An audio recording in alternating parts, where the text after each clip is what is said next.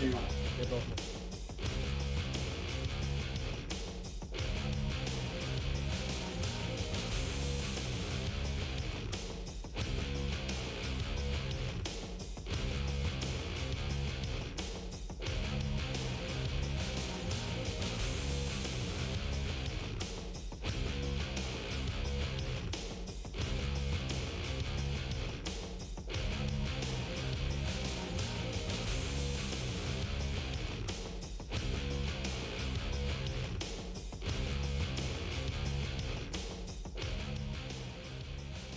Off that light, which is just killing me. I'm good.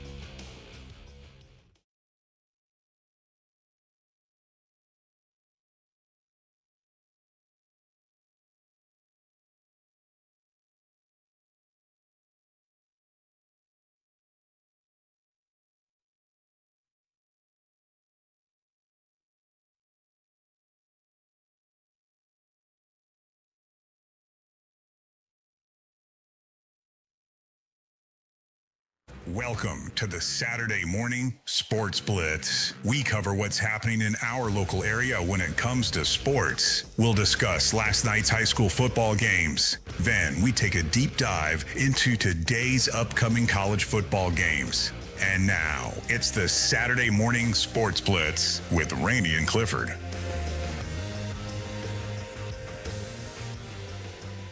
Ladies and gentlemen, good morning. And welcome to the first presentation of the Saturday Morning Sports Blitz. My name is Clifford Early. This is Randy Williams in the Cardinal Red. Over the next hour, we're going to do our best to bring you the latest in high school, college, and pro sports. It is football season, obviously. That's no secret. Nope. And so we're going to focus mostly on high school and college football for the next several months. However, NFL is opening this weekend. And games of note, the Buccaneers are in Atlanta against the Dirty Birds. And the New Orleans Saints are hosting the Cardinals. Both those games are tomorrow, Sunday at noon. Best game of the weekend, Randy, is probably going to be Sunday night when the Ravens go to Buffalo to take on the Bills. Locally, UWF is undefeated. They had a rematch last week at home, the highest-ranked team ever to come to Penn Air Field, a rematch of the 2019 National Championship that UWF won in McKinney, Texas. So Lenore Ryan fell at Penn Air Field, so the Argos are now 1-0. Today, this game you can catch on the radio with Will Kennedy. That game's at noon. So anyway, go Argos. Snail. Hey, thank you. You're welcome. Got a great show coming up today. Listen to this now. We've got Cliff is going to run down some high school stuff with you. Dante Shepard from Do Work Sports and the head coach of the Washington Wildcats, Ryan Onanka, is going to be here as well to run that down. We've got your friend Jeff from the Seminoles going to be here today to talk about the great win from last week over Alabama. Jeff Cohane, voice of the Noles. And then coming up in the Calling the Experts, we have Chris Blair, who is the voice of the LSU Tigers. He's going to join us to talk about the big win last week over Clemson at Clemson. That's awesome. ACC and SEC play-by-play guys. Yeah, and then we'll run down the top 25 teams and who's going to win, who's going to lose, kind of our pick'ems segment. Yeah, we'll give you our picks. Yeah, so we're all looking forward to that. So welcome into the very first edition of the Saturday Morning Sports Blitz. Don't forget, if you'd like to participate in some of our segments this morning, feel free to give us a call. Our phone number, 850-484-1223. Call us and join in the conversation this morning, and we look forward to it. Coming up next, we're going to jump into the high school wrap-up, so stay right here, coming right back.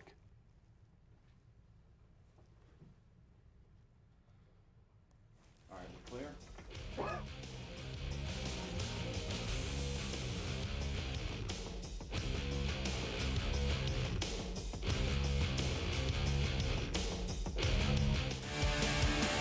Saturday Morning Sports Blitz is proudly sponsored by Damien's Lemonade at the Drop-In.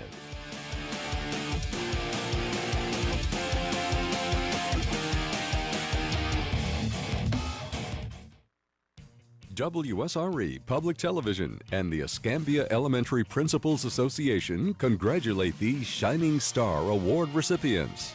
These students were selected upon the basis of good citizenship and adherence to the core values adopted by the Escambia County School System: equality, responsibility, integrity, respect, honesty, and patriotism. Congratulations to all of these outstanding students.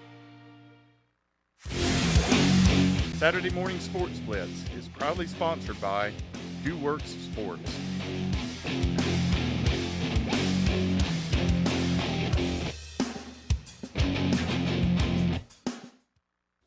Finding a connection between my favorite PBS Kids show, Mr. Rogers' Neighborhood, and my son's favorite PBS Kids show, which was Daniel Tiger's Neighborhood, it really made it to where me and him could discuss big feelings a whole lot easier. And to just be able to see things through his eyes, because I could see them through mine when I was a kid. And that's why I love WSRE and why you should too.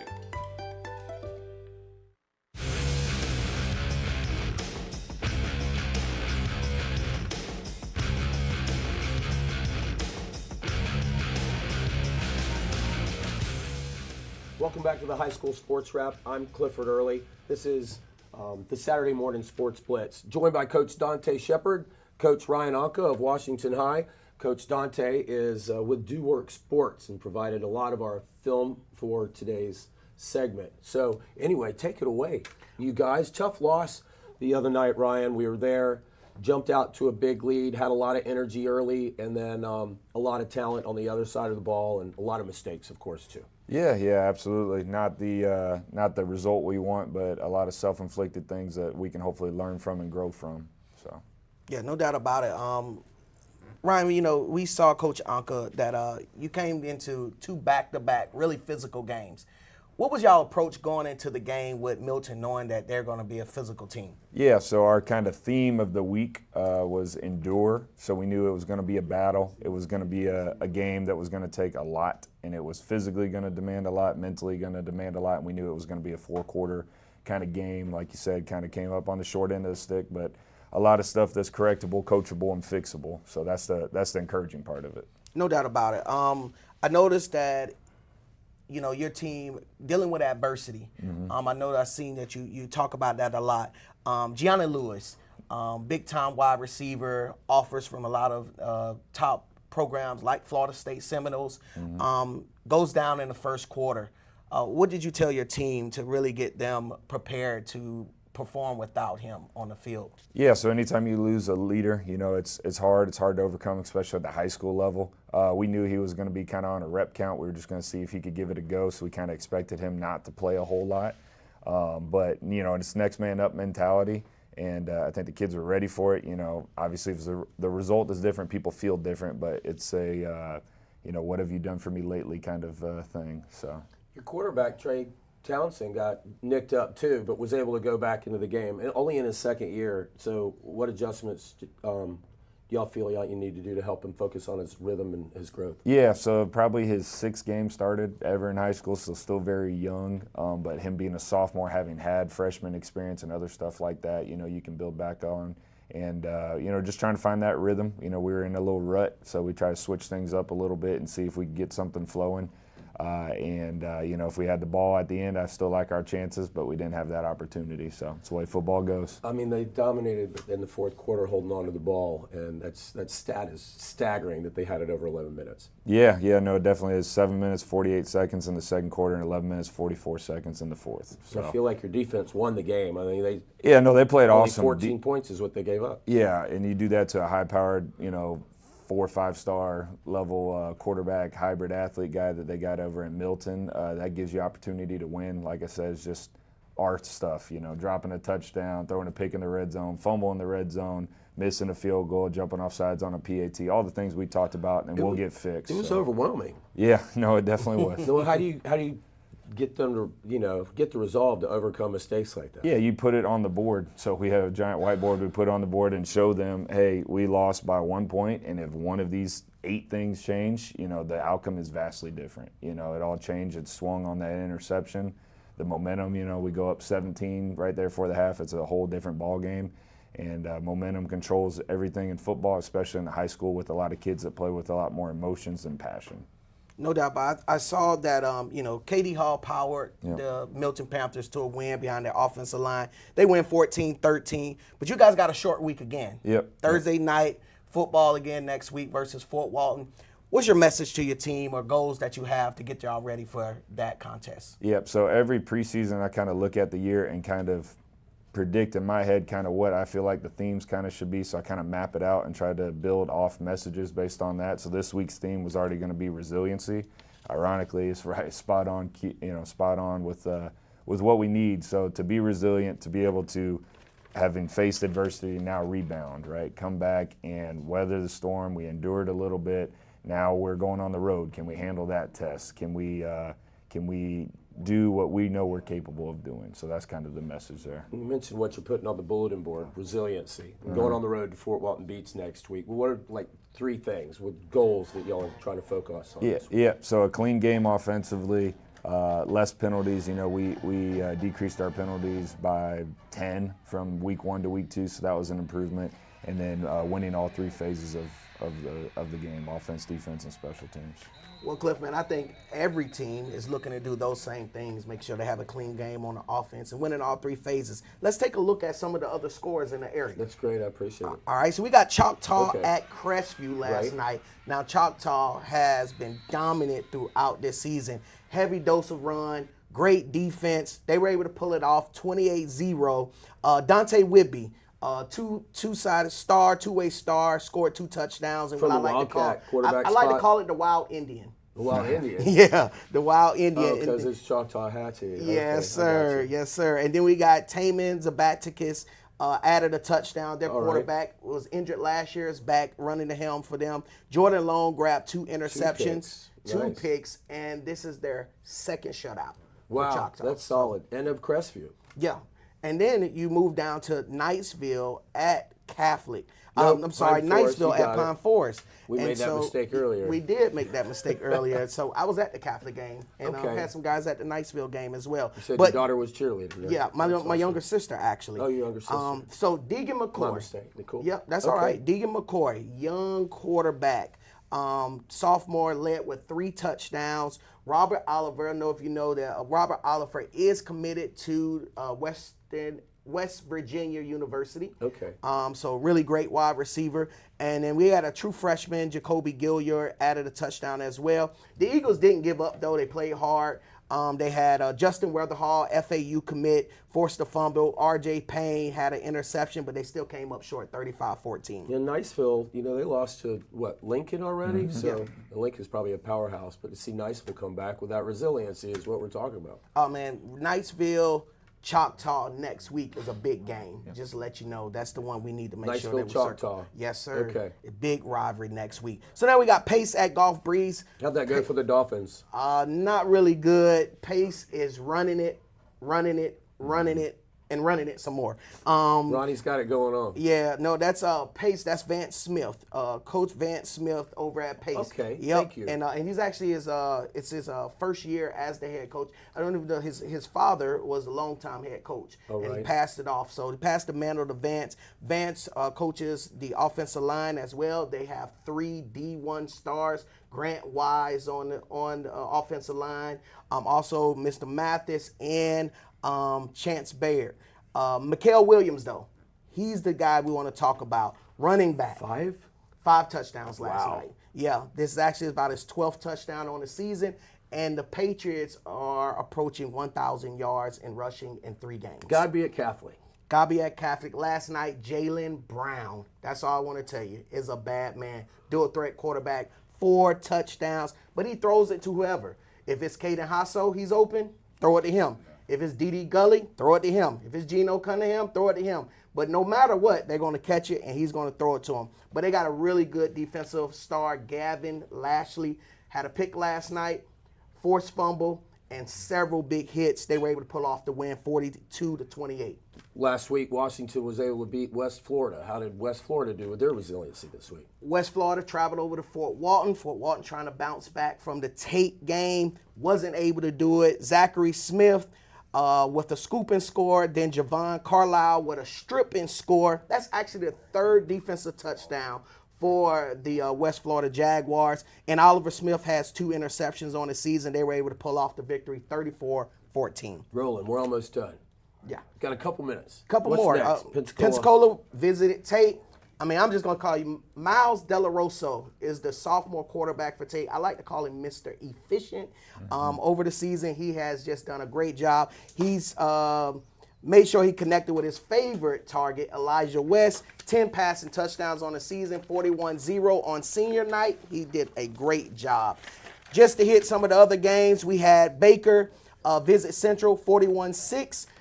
Coach Matt Brunson, he has the recipe for winning and running the football. He has a guy named Justice Baldwin. He's the jury and justice over there in Baker. And Freeport visited Northview, came out with the victory over Northview, 48-43. Great That's the wrap up. Coach Dante. I appreciate that. Well, we already mentioned that Ryan Anka and the Wildcats will be at Fort Walton Beach next week. Yep. And then the Choctaw and, was it Niceville game as well. Big time. 2 games next week. Okay. Milton, Tate's going to visit Milton, Okay. undefeated battle. Right. Both teams are undefeated. and then you have Choctaw going over to Knightsville. Long-time rivalry, big games. And of course, Booker T going down to take on the Vikings in Fort Walton. We got a couple minutes left to highlight some of your players that you're proud of. Yeah, so defensively, I mean, we got a lot of guys. Colby Saladino's your linebacker, yeah, right? Yeah, Mike. Yeah, he's a tackling machine, does a really great job. On the edge, Asaya Milligan, ATM, has been a huge menace to the offenses this year. ATM, money man. I like that. And then Josiah Brown, we've been going against 2 run-heavy teams, but he came down and showed some people some big hits this past week defensively. So excited about those guys. Excited to get another opportunity. And that's kind of what we're ready for. Talking with Coach Alex, your linebacker coach, yesterday, one of the things he was talking about is we've got to figure out how to keep that intensity that we talked about all game long. They came with the intensity and lost the intensity. How do you do that? Yeah, you practice, try to practice what you preach. So it starts with practice, creating a tempo, creating the atmosphere, and then just building on that day by day. And then as coaches, not letting them lack, not letting them slack, not cutting them corners. And then hopefully, that translates to Friday night, or in this case, Thursday night. I know it's hard to build culture. Sometimes you have to fix culture before you can build new culture. And in your 5th year as an alum of Washington High, I'm thrilled for what you're doing over at Washington. So thank you, Ryan. I appreciate it. Coach Anka, thanks for joining us today. Well, maybe you'll stick around for the picks at the end of the show. Thanks again, Dante. We'll see you shortly. And we're going to take a quick break. We'll be right back with a Saturday morning Sports Blitz.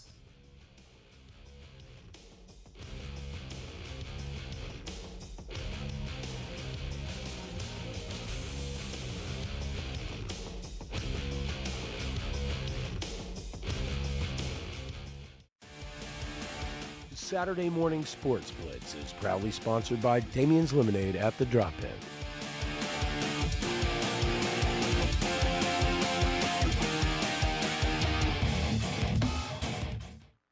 This is the PBS Video app. Install it on your phone, tablet, smart TV, or other streaming device, and use it to access more of the PBS shows you love. But if you're looking for even more shows to binge like this, or early access to shows like this, then look for this icon. That's the Passport icon, and it means that video is part of Passport. Passport is our way of saying thank you to our station members. Donate to your local PBS station today, and one of the member benefits you'll receive is Passport, which offers extended access to a growing library of favorite PBS programs. You can support your station and your community by becoming a member today. Visit pbs.org/getpassport for details. Watch Passport anytime on any screen, wherever you stream. It's your ticket to the best of PBS. Saturday Morning Sports Blitz is proudly sponsored by Do Works Sports.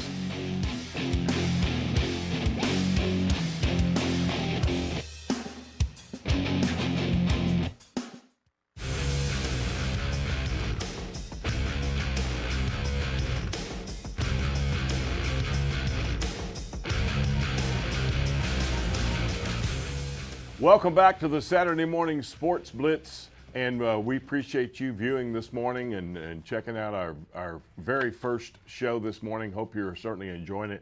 Don't forget our phone number. Write this down, 850-484-1223. That'll get you into us on the show this morning. This segment's called the Deep South Pigskin, and that's where we kind of break down or talk about some of the teams that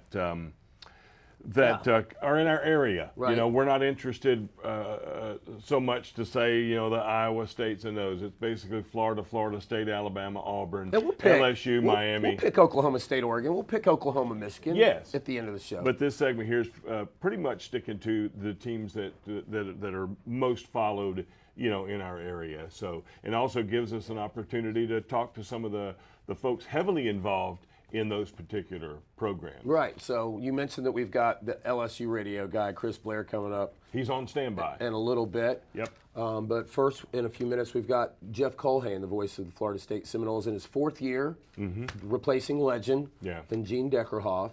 And Jeff, what a story. He's been in Nebraska, right. West Virginia. He's traveling around like a coach would travel. Yeah. Ended up at North Dakota State, where they won all those national titles in FCS year after year after year. So a lot of fun. He comes from a legendary program to another legendary program. Well, and some big shoes to fill with Gene Deckerhoff, who was at Florida State for a long, long time. But of course, he loves doing the work with Barnum Floyd, William Floyd, one of the only people to ever win a national title and then the Super Bowl the next year in '93 Right. and '94. Yeah. You're talking about the Buccaneers of Tampa Bay. Yes, exactly. So, yeah, how exciting. We're looking forward to this interview. It was great to get him on the phone on Thursday because I know he's busy with East Texas A&M getting ready for that today. Yeah, so that should be game's, big. as soon as we're done, that's at 11 o'clock this morning. That'll be a fun one. It will be. Give them a chance to maybe work on some things for the upcoming season. They've got, well, we talk about it. They've got 3 weeks. They've got a cupcake, a bye, and a cupcake. So, and then their season begins. and then at UVA on a Friday night. Yep. So without further ado, how about we throw it to Clifford and Jeff Culhane with the Florida State Seminoles. thank you, Randy.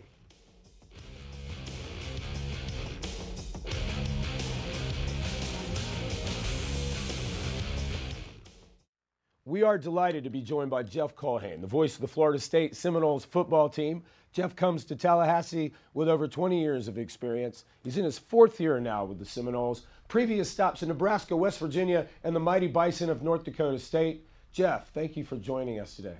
Cliff, good to talk to you, sir. Good to see you again, and what a weekend it was for Florida State fans everywhere. Not sure what we were going to see, but, man, we got the result we were all hoping for in a 31-17 win against Alabama. And so now we get to kind of wait and see what we'll find out for an encore from this team coming up on Saturday with East Texas A&M. Well, that's alluding to my next question. We've got an encore coming, but really people want to know, are the Florida State Seminoles back on the map? Oh, man, Cliff, I tell you, it's hard to say no to that question. I think the answer is they definitely made themselves known once again. Not that they went away. I know 2024 was a tough year, but they made their presence felt in a big time way, and it has to keep going. I think that's the key for Mike Norvell and company is you had a huge win, you're feeling great, but now that game is over. Time to move on, turn the page, and make things move in the direction now that we've seen what Florida State is capable of. How do you continue down that path? And we'll find out more this upcoming weekend. Jeff, the offensive line, all 5 players played all 82 games. There were no substitutions, no injuries, but no substitutions. And that includes the starting right guard that came over with Herb Hand and Gus Malzahn from UCF, Pensacola High's Adrian Medley. Of course, Jonathan Daniels is a backup and a steady backup. Will we see Jonathan and the rest of the backups start to working on that depth as Florida State, these next 3 weeks before UVA at the end of September, have the ability to really start to develop that depth for Coach Hand and Coach Malzahn? Yeah, Cliff, it's a great question. I think that's the goal, right? I think this weekend you would expect Florida State to go out and take care of business. And look, anything can happen, obviously, but you want to see really everyone play in a game like this. You want to go out and give these young guys an opportunity. They've been working their tails off too, and they go out and they're taking the same approach. They're expected to have the same mindset as the starters do, and I hope so. I hope we see a lot of these young guys get a shot. Jonathan Daniels and others get a chance to go out and play because they've earned the opportunity through their hard work and time and practice, and that I think is what Mike Norvell and company would like to see in these next 2 games, specifically against East Texas A&M and then in 2 weeks versus Kent State. And the next 2 opponents are leading up to Virginia in the beginning of the ACC season, which is on a Friday night at the end of September, of course. These games, the way they are going to set up, trying to figure out, as far as the offense goes, Alabama didn't have any tape. They didn't know what was to expect. And now when you've got, 9 receivers catching 14 passes and 6 running backs and 7 people running the ball, they're not going to have a lot of tape to work from this week because they don't know what to expect. And I have a feeling that Norvell and company are really going to keep their cards tight, develop some younger players here over the next 3 weeks with the bye in the middle of the lighter cupcakes. Yeah, I mean, Cliff, I would agree. I don't think there's going to be a whole lot shown these next couple of weeks, and I think what we saw on both sides of the ball, and specifically to your question on offense, I think we saw a lot of Gus Malzahn's approach put on display with the window dressing pre-snap, the trade shift motions, trying to create confusion with play action and faking jet sweeps and rolling the pocket and getting the quarterback run game involved. It's a lot to prepare for. So I'm with you. The goal, of course, is that you would not expect to see a whole lot of new wrinkles. I think you want to be as vanilla as possible, impose your will where you can, and of course, win the games. But you want to get out of there injury-free as much as you possibly can with ACC play around the corner. Another Pensacola player with a big showing on Saturday was starting cornerback, number 11, Snake Eyes, Jabril Rawls. Some big hits. Talk about that defense, the way they stepped up, and the leadership from Jabril and the rest of the leaders there. Man, Cliff, what a play by Jabril on that fourth down stop of Ty Simpson, Alabama quarterback. That was sort of the final nail, if you will, defensively for this team, and making his first career start at a Pensacola Catholic. Jabril was phenomenal. He had a career best 6 tackles in the game, also a pass breakup, a TFL, and he's a special young man. He's the first family member from his group to go out and be able to get his degree. And so I know the coaches are excited about Jabril and what he's been able to accomplish thus far. And I know Noles fans are excited about Tony White's defense and what they're doing, holding Alabama to just 87 yards rushing in that contest after they grabbed 56 rushing yards on the first drive of the game.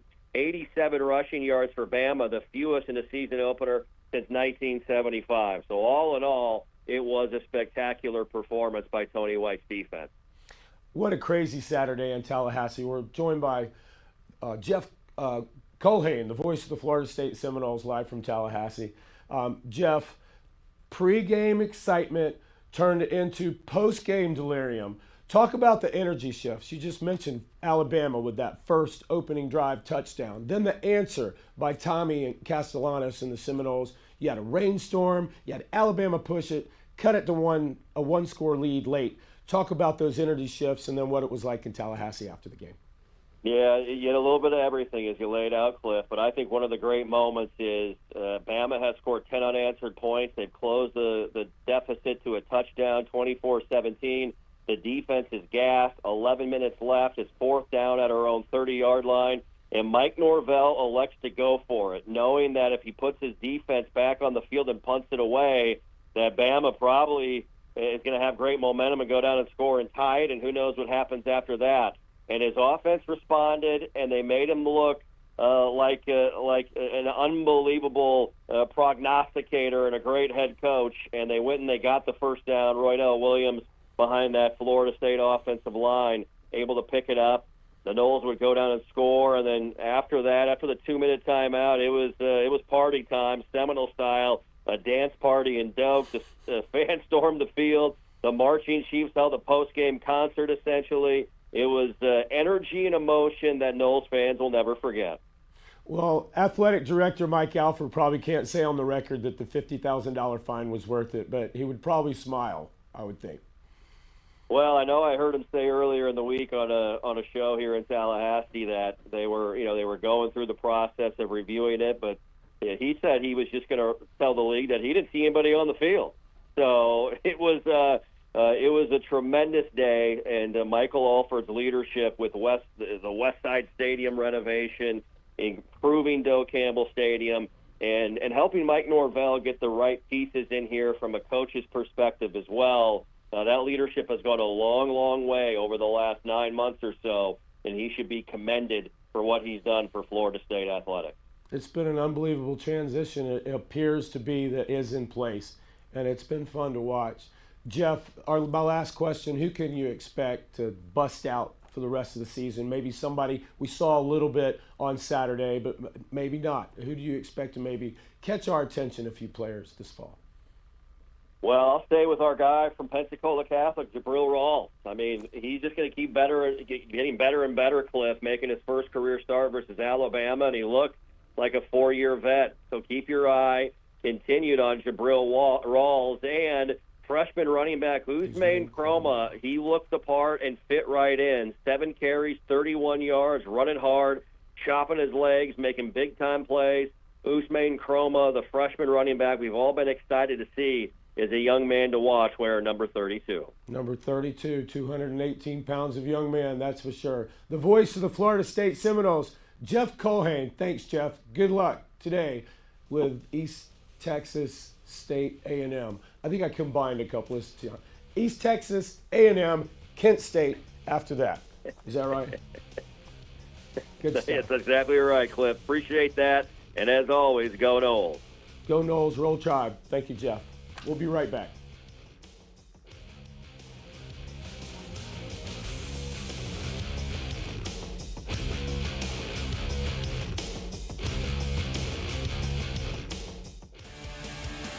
Saturday Morning Sports Blitz is proudly sponsored by Damien's Lemonade at the Drop-In.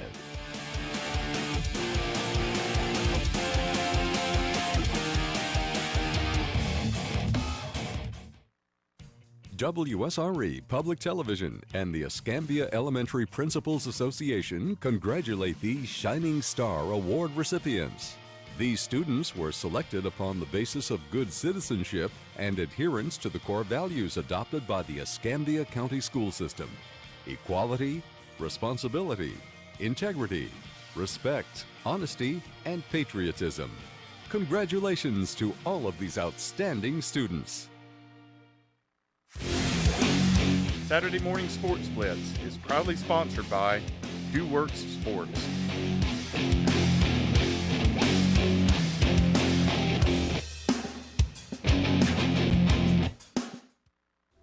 Finding a connection between my favorite PBS Kids show, Mr. Rogers' Neighborhood, and my son's favorite PBS Kids show, which was Daniel Tiger's Neighborhood, it really made it to where me and him could discuss big feelings a whole lot easier.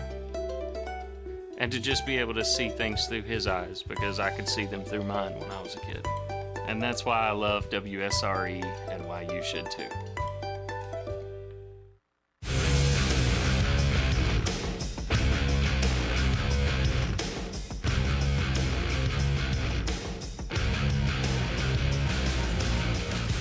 Welcome back to the Saturday Morning Sports Blitz, our very first show here. Hope you're enjoying that. Feel free to give us a call if you'd like, 850-484-1223. We'd love to hear your comments about high school sports, college sports, whatever you want to talk about today. Feel free to jump in and ask. Well, we're bringing on Chris Blair from LSU, so if you have a question for Chris, give us a call, and we'll try to get that in as well. Yeah, we call this Calling the Experts. So without further ado, it's Chris Blair. Chris is actually the voice of the LSU Tigers, and he joins us now here on the Saturday Morning Sports Blitz. Good morning, Chris.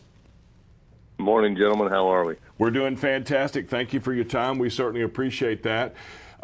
Big game tonight starting at 6:30. We'll get into that. But first, let's talk about this big win at Clemson last weekend. I'm sure the environment there was absolutely electric. The second home loss for the Clemson Tigers in the last, 5-10 years. Louisville was last year, LSU this year. How was the environment there? And talk a little bit about the game. Yeah, I mean, it certainly was what you want for that type of matchup, top 10 matchup to open the season. And the Clemson fans were there. Campus was bogged down. I had the pleasure of working at Clemson for 5 years, so I kind of knew what to expect once we got there. But it didn't disappoint. I mean, if you just love college football, it had everything you wanted. Two really good teams with talented players that more than likely are going to have their name called later on in the NFL draft very shortly. And, I thought a really good game, certainly if you love defense. And, kudos, LSU's offense got kind of in a rhythm there early in the third quarter and able to take that lead. And then the defense just went in, and the Tigers with a 14-0 shutout in the second half win 17-10. Hey, Chris, good morning. Thanks for joining us. This is Clifford Early. Hey, my question Hey, Clifford. Hey, good morning. Go Tigers with a GEAUX. Is it safe to say that for Brian Kelly, after stops at Central Michigan and Grand Valley State, Cincinnati Bearcats, of course, and Notre Dame, that this might be Mr. Kelly's very best team? Yeah, I think so. I mean, and that was one of the things that we were kind of quietly keeping to ourselves, those of us who were in and around the program. I mean, obviously, Coach Kelly at SEC Media Days was pretty bullish on his team. But, we were watching practice. We were watching the newcomers, some of the transfer portal gets that a lot of people felt like were the number one transfer portal class in the country. And guys with Power 4 conference experience and a number of games under their belt. And suddenly every position group looked pretty stout out there during fall camp and preseason. And so it was nice to see it all kind of come to fruition. I mean, the defense we knew had to take major strides forward. I think everybody felt like they were going to make major strides moving forward. But I don't know that any of us thought we were going to see what we saw last week in the first game with so many new pieces. And the play that stood out to me came very early in the game, guys, and that was in Clemson's first possession. There was a 3rd and 8. They sent a corner blitz with P.J. Woodman. It was absolute perfection. You had, a couple of guys who had to move their guy downfield. You had a couple of guys who had to move back so that you could create that gap. And when you go and break down the film, I mean, that's what you would teach on a corner blitz. And to be honest, that's the first time we've seen LSU defensively make a play like that in a couple of years, to be honest with you, in the sense that they had the faith that the back end of their defense could fill the void that was offered up when PJ took off for Cade Klubnik. But that's a different mindset. And it was kind of a preview of the type of aggressive nature that Blake Baker, the DC, is going to play this year. And I think he has the chess pieces to do it. Chris Blair, he's the voice of the LSU Tigers, joins us here on the Saturday Morning Sports Blitz. Chris, let's talk a little bit about Garrett Nussmeier, your quarterback at LSU. A tremendous performance in that game against Clemson. So now some talk about Heisman. Your thoughts on that? Well, I think certainly that's what people love to talk about, but it is way too early to even, for me anyway. And I know there's always preseason top favorites, and Las Vegas loves to get involved with it. And as I said, it's kind of fun from a fan base to keep up with. But certainly I think his name was up there because he's a fifth-year experienced quarterback. He's a college football unicorn. He spent his entire career at LSU. His father obviously knows a little bit about being a quarterback, having been one himself and now coaching them in the NFL. So he kind of bought into the development. And I think when you break down the film from last Saturday, you're going to see an NFL quarterback, a pretty good one too. And, the best thing about this team is that Garrett didn't have to throw for 400 yards and 4 touchdowns to win on the road against a top 5 team. He threw somewhere around 230. His accuracy was really good. But when you break down the film and the Skycam picture tells the story, I mean, Nussmeier was putting on a master class on how to beat zone coverage. I mean, he had Clemson's middle linebackers and weak side linebackers in pass coverage kind of going back and forth on skates, just with some of the subtle nuances that a veteran quarterback knows how to do, pre-snap, at the snap, and post-snap. And he made all the throws. The best throw of the night in that game was a blatant bad call by an SEC officiating crew when he dropped it into the bucket for Barryon Brown down at the 1 foot line. They initially said he was down at the 1. Then they thought, well, maybe he got in for a score because he kicked the pylon about 12 feet into the corner. And then they said, no, he didn't control the ball. It's incomplete, which was, again, I think an overinterpretation of finishing the play. I think that should be applied when you catch it in the end zone. When you catch it outside of the end zone, did you make the catch? Did you make a football move? And did you break the invisible glass pane that is the goal line? And he did. But it was a beautiful throw. And not many guys in college can make that throw. So I thought Garrett Nussmeier made his case that whether or not he's a Heisman favorite, whether or not he wins the Heisman, he's one of the best college quarterbacks in the country in 2025. Chris Blair joins us. He is the voice of the LSU Tigers this morning, joining us on the Saturday Morning Sports Split. Chris, the excitement in Baton Rouge has got to be completely through the roof. This is Brian Kelly's first big win of the season. I know he struggled with that throughout his career. Certainly, it's got to be a huge, load lifted off of his shoulders. Talk about that and just how electric things are in Baton Rouge right now. Yeah, I'm sure it is. I mean, Coach Kelly's a pretty salty character. He's been around 30-plus years, so he understands this goes with the territory. But I'm sure he was happy to see his team go out and perform the way they did, because I know the picture and the big goal had way more to do with starting off 1-0. And it was interesting because a lot of the national media last week who drop in, get a quick picture and then give their take, there was much made about LSU walking around pregame with T-shirts with 1-0 on the back, as if that was some slight to Clemson. That wasn't. That's what this team's been talking about since January, going 1-0.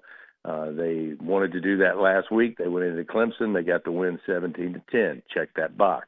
They have Louisiana Tech coming in later tonight for the home opener at legendary Tiger Stadium. Guess what? The mission is go 1-0 this week.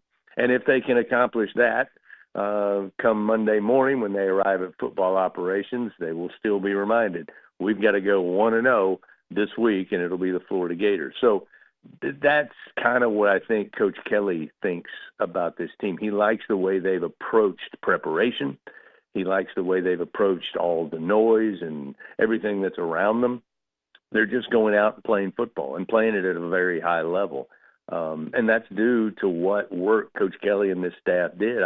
I know I've talked all preseason with a number of people that, the LSU fan base wanted to win that game against Clemson. They want to go 12-0 every year. That's just part of the deal when you're the head coach at LSU. So that's where the bar is set. But in the off season, you cannot fix a problem if you don't identify the problem and then don't take measures to solve the problem. And I think LSU fans that were paying attention saw what this coaching staff did, what they did from a coaching standpoint, adding new members to the staff, what they did from an NFL-style front office configuration to handle NIL and transfer portal, and then to go out and get the guys they needed to make this defense one that can compete in the SEC, because, frankly, they did not over the last 3 seasons. So it's a much better team on paper, simply because of the talent they've assembled with the transfers like Barryon Brown, who I mentioned a moment ago, Nick Anderson, a talented receiver from Oklahoma.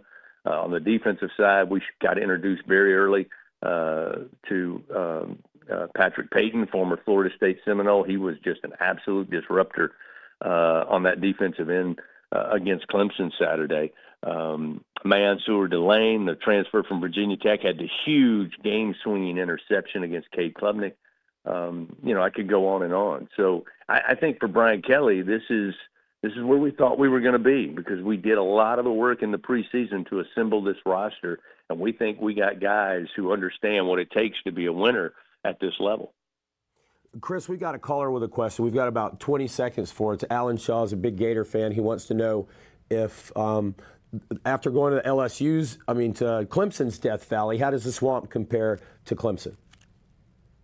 Oh, I think Clemson is one that can stand out in the SEC. When people talk about ACC teams coming to the SEC, it's Florida State and Clemson for me. It's the only thing that looks anywhere close to when we go on the road in the SEC. But from an environment standpoint, it's a heck of a lot louder in the Swamp than it was at Memorial Stadium last weekend. Now, again, fans were there. I'm not going to belittle it. It was a great game day atmosphere, and there were 83,000 jammed into Memorial Stadium. But it's relentless in the Swamp. And I've been there when Florida hasn't been good. In fact, I was at Georgia Southern calling games when that 2013 game. So I've seen them at their lowest point, and that place still gets rowdy. So, no, the Swamp is a much more intimidating place to go. Chris Blair is the voice of the LSU Tigers. Chris, thank you so much for joining us this morning, and go Tigers. Game tonight kicks off at 6:30, and best of luck to you. Thank you very much. Congratulations on the show, guys. Thank you very much. We appreciate it, Chris. Coming up next, we're going to pick the picks, a segment we call What We Think. And, of course, we're going to be joined by Dante and Coach Ryan Anka as well. So we're coming right back here on the Saturday Morning Sports Blitz.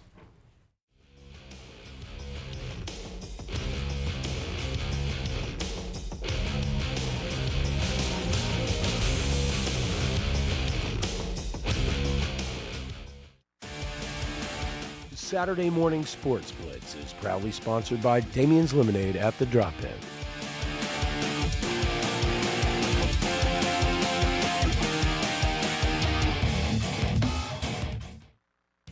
WSRE Public Television and the Escambia Elementary Principals Association congratulate these Shining Star Award recipients. These students were selected upon the basis of good citizenship and adherence to the core values adopted by the Escambia County School System: equality, responsibility, integrity, respect, honesty, and patriotism. Congratulations to all of these outstanding students. Saturday Morning Sports Blitz is proudly sponsored by Do Works Sports.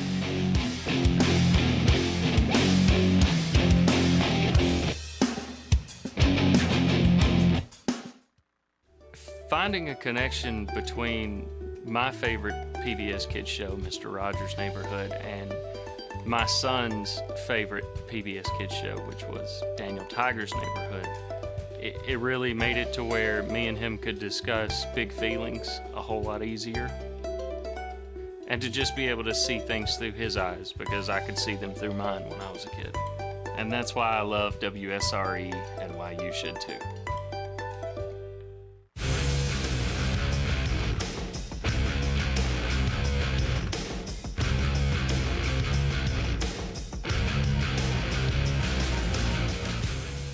Hey, welcome back to the Saturday Morning Sports Blitz. This is our final segment called What We Think. Back on set with Randy and I are Coach Dante Shepard of Do Work Sports and Coach Ryan Anka of Booker T. Washington High School, Wildcat football head coach.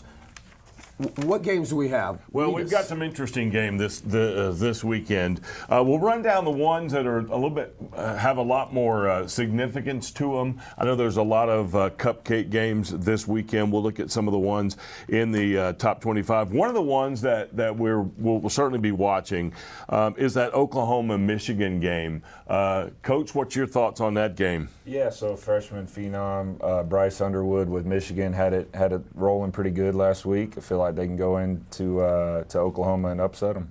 So. Dante? Man, I'm going to go with Coach Lincoln Riley. I just believe Oklahoma really had it going. Yeah, man, they had it going last season. And, I mean, he's superior at dialing up on the offensive side. So I'm going to go with the Oklahoma Sooners. Cliff, your thoughts? Well, Dan the Man Leach in Detroit, the squads told me to give the points and take Michigan. Very good. Next game that certainly has a lot of significance in this area, that's Florida and South Florida. A lot of folks are giving kudos to South Florida. Coach, what are your thoughts on that game? Yeah, my family's diehard Florida fans. I think they'll still win, but I think it'll be a close, a little till the third, fourth quarter kind of thing. South Florida's got something special this year. So you predicting? It's still Florida to win, but I think it's a lot closer than most people would want it to be. Dante? Man, I'm a hometown type of guy. We got Jacoby Jackson running back for the University of Florida, so I got to go with the Gators. Cliff? I don't know. South Florida's got a chip on their shoulder. They knocked Boise State out of the top 25 and didn't get ranked for it. So I don't know. I think South Florida may pull this one out. Let's talk about the SEC matchup this weekend. Ole Miss and Kentucky. Yeah. Coach? Don't bet against Ole Miss. Love Lane Kiffin. What he's going to do, he's going to dial it up. I didn't think Kentucky looked impressive, week one. So Ole Miss probably by multiple scores. Dante? I'm going with the Silk Boys. Shout out to LaDarian Clarity, one of the top defensive backs, plays for Ole Miss. He's a freshman. He'll get some time this week, but we got to go with them Silk Boys. LD, nice call. The Wildcats of Kentucky with Soup, they show up sometimes and sometimes they don't. Hotty toddy, I'm taking Ole Miss. Next game up on the list here, we're going to take a look at maybe Texas A&M and Utah State. Yeah, Texas A&M, I think landslide. I think they can be a pretty good team this year. Coach Elko's got, his grip on the program, and expect good things for them. I mean, he came right out of the gate, winning first year in. So big things expected at Texas A&M. Yeah. So should be a great one. Dante? Yeah, I'm definitely going to go with Texas A&M on this one. Some people say they're the best Texas team in Texas. Interesting. Yeah. Utah State, they've got a statue of Merlin Olsen from the Rams' fearsome foursome, of course, also from Little House on the Prairie, talking about Merlin Olsen, the Utah State alum. No, I'm going A&M. Hook 'em. Let's talk about this. Clemson lost a rough one at home against a really good LSU team. Troy is going to Clemson. Now, Troy, of course, not the greatest team, but they're competing against a top 25 team in Clemson. Clemson's got that big letdown. How do they respond? Yeah, being a South Alabama alum, I can't go with T-Roy, as I call them. So Clemson by a landslide. I think they're a team that gets undervalued in today's day and age. I think Clemson handles them pretty easily. Dante? I think when you have a game like they had last week, it builds a lot of character, prepares them for the rest of the season. They'll be hungry. They'll knock Troy off really good. Clemson. Cliff. You said a landslide. They're predicted by a landslide. That's a lot of points. So the squad said take Troy. Number 6, Oregon taking on Oklahoma State. Coach? Yep, Oregon, Dan Lanning's got a good thing going there, and I think they're set up for success for another playoff type run. Man, Oregon's been good for the last couple years, been knocking at the door. You got to go with the Ducks, and they'll be good for the next few years. They had one of the best recruiting classes this year. Lanning and Gundy have been trash talking this week about why Oregon is so good, and they got the NIL money. And Lanning was just like boasting, well, when you want to win, you do what it takes to win. I think this game is going to be fun. And Gundy, famous for his famous "I'm a man, I'm 40, pick on me." I don't think he can handle the Ducks. Number 3, LSU. We just talked to Chris Blair, the voice of them. La Tech is their opponent. A lot of excitement. Last weekend, beating Clemson. Do they hold the folks at La Tech? Yeah, no, definitely. You pick LSU in this one. They can get a little bit more of a rhythm. Had the great win. Do they follow it up week 2? I think they definitely do. So LSU, like I said, multiple scores there. Dante? Go ahead. Man, La Tech is like their little cousin who comes over and you want them to go home. Yeah. It's not going to happen. LSU for sure. Yeah. It's a win for the Tigers. La Tech, isn't that where Terry Bradshaw went to school? Yep. Yeah, him and Phil from Duck Dynasty. Right, and he's barely hanging on TV as it is. So, no, La Tech's going to get rolled. Yeah, absolutely. Let's talk about Florida State. Big win over Alabama last weekend. They're going to play East Texas A&M. That should be a win, but a lot of excitement in Tallahassee. Do they come back and smack those guys around? Yeah, anytime you play in a directional school, as some people call them, early on, it's usually a good sign for powerhouses. So I think Florida State, continues what they did in the momentum that they got, beating Alabama, huge week 1, and look for them to go 2-0. Awesome. Dante? Man, great wins for our area players, Adrian Medley, Jabril Rawls, and John Daniels. We got to make sure that we go with the Seminoles. Cliff? It's a good thing East Texas State didn't see me mess up their name in that last segment with Culhane. They might put it on the board. No, they're going to get rolled. I think it's going to be something like 60-6. What about Penn State, number 2? A lot of people are saying, well, the possibility they could play in the national championship, this year. Well, that's your prediction with LSU and Penn State, isn't it? Well, that's what I'm thinking. Okay. No, I didn't say Penn State. I said LSU and Ohio State. And Ohio State. Well, Penn State might have something to say about that. Well, and that's okay. So let's talk about them. They're playing FIU. Yeah. Easy win. Yeah, I think so. I think James Franklin does a really good job. His big thing is not, they get to that certain game every year and they always no-show. So can he get over that hump? I think they'll be in the playoffs. And what they do from there, determine over the next 9-10 weeks. So, Dante? I think this will be a good game for them to get a chance to look at some of their young talent. Definitely want to make sure we get a chance to check out Kobe Howard, freshman, comes from Pensacola, playing for Penn State. I'm going with the Nittany Lions. All right. Cliff? I'm with them. Okay, right on. Let's see, one more. The SMU, who is a ACC opponent playing Baylor. Thoughts on that game? It's a good game. Yeah, I think so too. Yeah, I go Baylor on that one actually. I just where it's at, located, I believe is at Baylor, correct? Right. Yep. So I think Baylor can get it done and upset SMU. Man, I think SMU, just being a team that is continuously to develop, and it just shows the type of talent that's in Texas. I'm going to go with SMU on this one. Clifford? I'm going with SMU too. They were a college football playoff team last year. Lastly's reloaded. They've got an attack. It's going to be quite a game in Waco. I'm going with SMU too. I've watched them over the last couple of years in the ACC. Florida State, Louisville, some of the other ones, Clemson. Been watching them. I think they're going to be a contender this year, and so I'll go with SMU as well on that one. That's awesome. Man, what alone on that one. That's all right. I'll write it out. What a great show, Coach Dante and Coach Ryan, for coming in to join us. We hope next week, if y'all have some questions, remember our call-in number is 484-1223. So we hope you'll participate next week. As far as Alabama, right? They're going to bounce back. They've got ULM today, right? Yeah, that should be an easy win. Right, and they're licking their wounds, right? They lost a defensive lineman. They came in with some beat-up guys against Florida State. Yeah. Fortunately, Florida State survived the injury bug. But. Yeah, the encouraging thing with that, Alabama played terrible, probably a D game. They lost by 2 scores. So you can also find a silver lining with that if they can make some corrections. They got a chance. Thank you, guys. We appreciate you coming in. It was an exciting hour show here, so we appreciate it. And best of luck to both of you, and we'll see you next week. Well, we're looking forward to it. Very I'm good. really excited. All right. For Clifford, I'm Randy. Thanks again for watching, and we look forward to seeing you next week at 9 o'clock. So we'll see you and have a great football day. Hope your team wins. Woo!